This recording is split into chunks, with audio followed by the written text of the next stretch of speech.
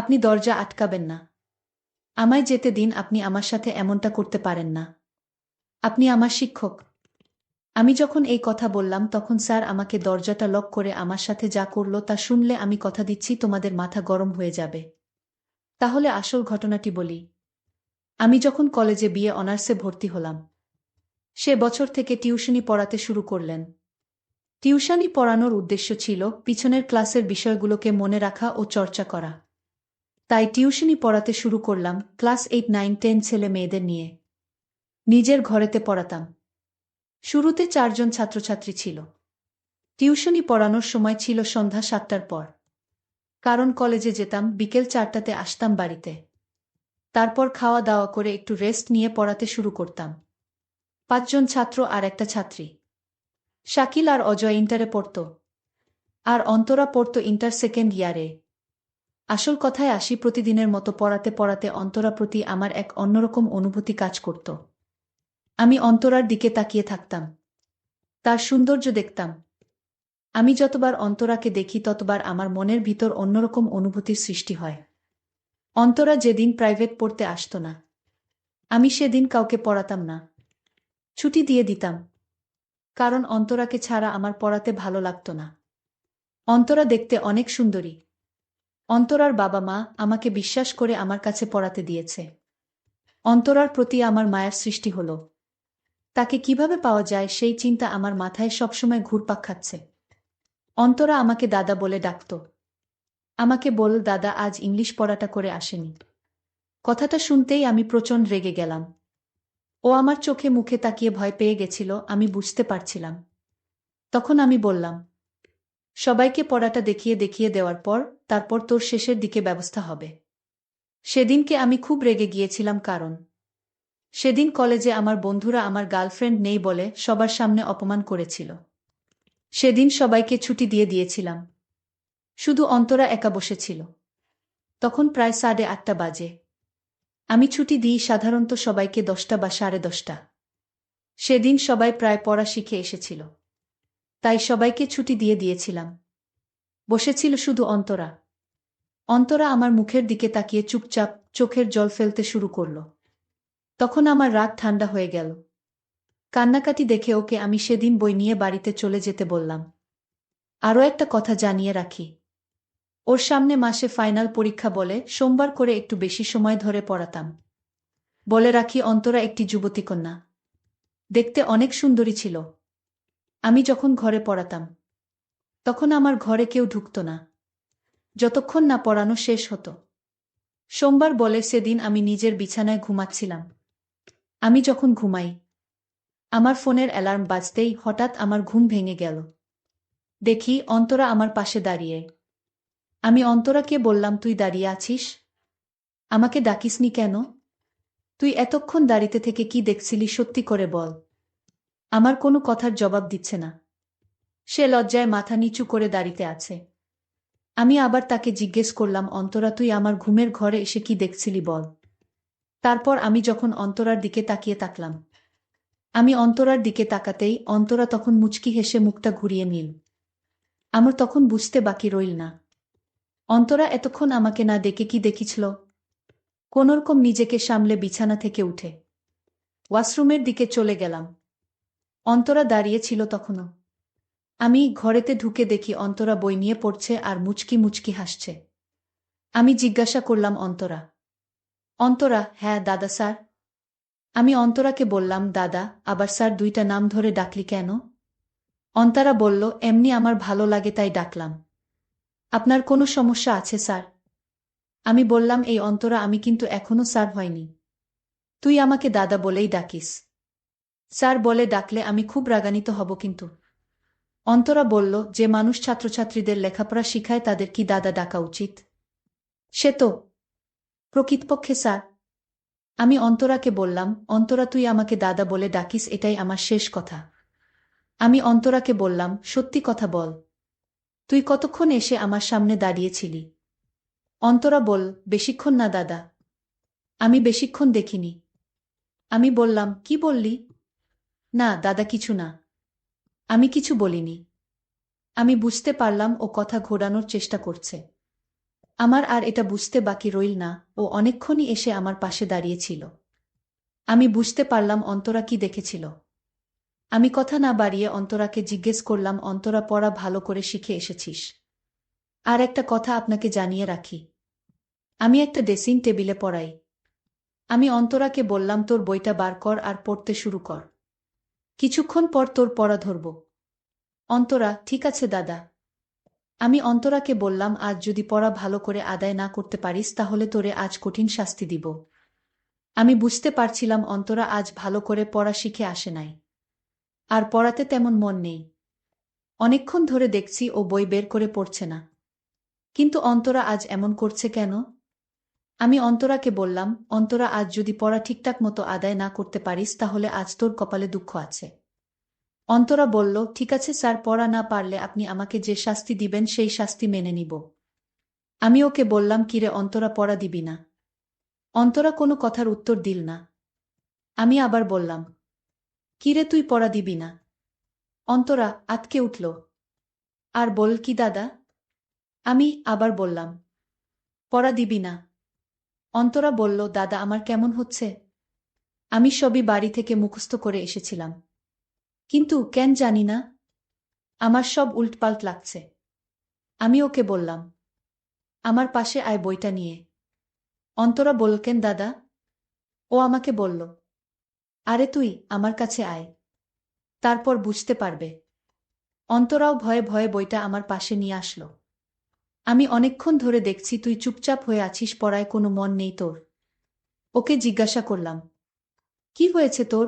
অন্তরা মাথাটা নিচু করে আমাকে বলল, কিছু হয়নি দাদা, আমি ঠিক আছি। আমি বললাম, অন্তরা, তোর সামনে ফাইনাল পরীক্ষা, তুই এখন না পড়লে পরীক্ষায় তো ফেল করবি, তখন তো আমার বদনাম হবে। আমি কিন্তু তোকে কঠিন শাস্তি দিব পড়া আদায় না করতে পারলে। অন্তরা আমার কথা শুনে লজ্জায় আমার দিকে তাকাতে পারছে না। ও বুঝতে পারছিল সে আজ পড়া আদায় করবে না। তার মনমানসিকতা অন্যদিকে চলে গেছে। সে আমায় নিয়ে কিছু ভাবছে।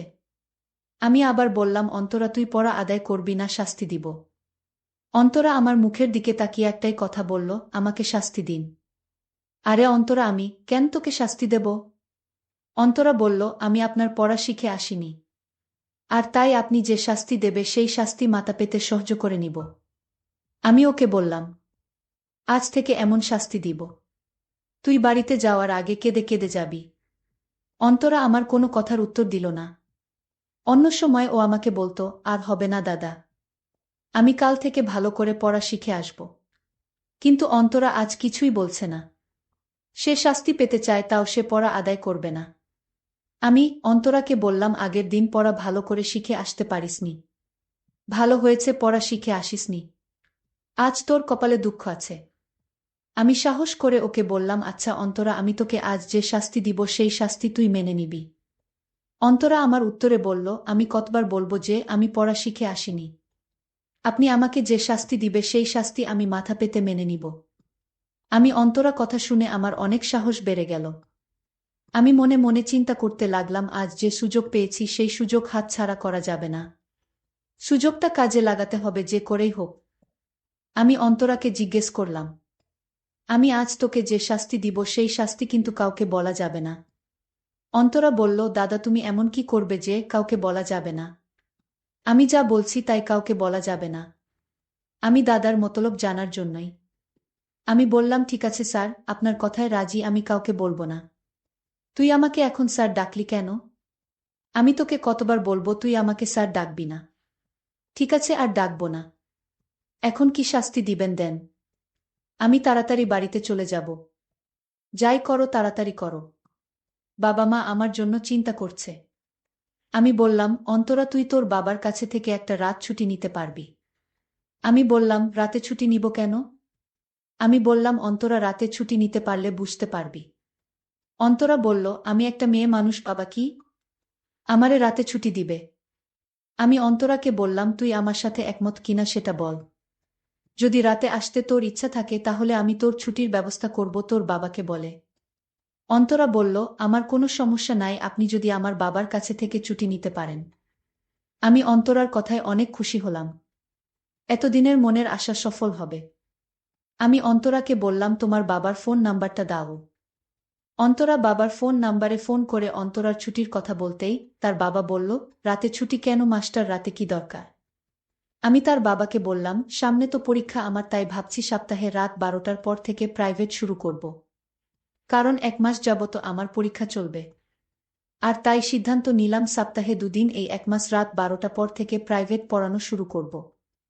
আপনি যদি অন্তরাকে আমার দেওয়ার সময়ে পাঠাতে পারেন তাহলে আমি পড়াতে পারব। আমি জানতাম অন্তরার বাবা রাজি না হয়ে উপায় নাই, কারণ এই এলাকায় প্রাইভেট টিচার নাই। আর আমার মতো কেউ এত ভালো করে পড়াতে পারে না। আমার এলাকায় মোটামুটি ভালো একটা সুনাম আছে। আর তাই অন্তরার বাবা বলল, ঠিক আছে মাস্টার, তোমার যেভাবে সুবিধা হয় ঠিক সেই সময়ে পড়াও, কিন্তু আমার মেয়ে যেন ভালো রেজাল্ট করে। এটা আপনার বলতে হবে না, এটা আমার উপর ছেড়ে দেন। অন্তরার বাবা অন্তরাকে ছুটি দিল। মানে রাতে পড়বে আমার ঘরে। আর সেই খুশিতে আমার নাচতে ইচ্ছা করছে। আমি অন্তরাকে বললাম, অন্তরা, তোর বাবা রাজি হয়েছে। তোকে আজ থেকে রাতে পড়তে হবে। আমি দাদার কথা শুনে, মানে আমি যাকে দাদা ডাকি, সেই আমার স্যার, আর স্যারের কথা শুনে অবাক হলাম। আমার মাথায় কিছুই চিন্তা করতে পারছি না। আমার মাথায় কোনো কাজ করছে না। দাদা রাতে ছুটি নিল কেন? অবশ্যই আমার তা জানতে হবে। আমি দাদাকে বললাম, দাদা আমি রাতে আসতে পারবো না। তখন দেখলাম দাদার মুখটা অন্ধকার হয়ে গেল।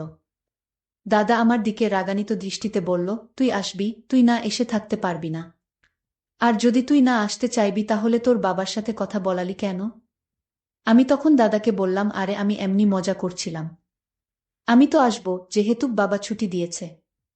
এই কথা শুনে দাদা আবার মুখের হাসির ছায়া ফুটে উঠেছে।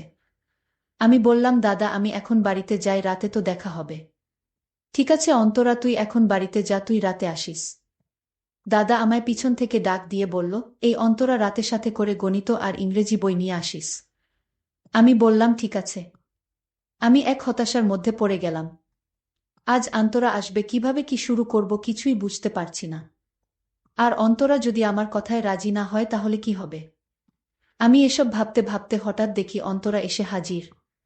আরে অন্তরা, তুই কখন আসলি? তুই রাতে একা একা চলে আসলি, ভয় করল না তোর? অন্তরা বলল, আমি কোনো কিছুরে ভয় পাই না। ওরে বাবা, কি বলে মেয়ে, ও নাকি কোনো কিছুরে ভয় পায় না? আমি তার কথা শুনে অবাক হলাম।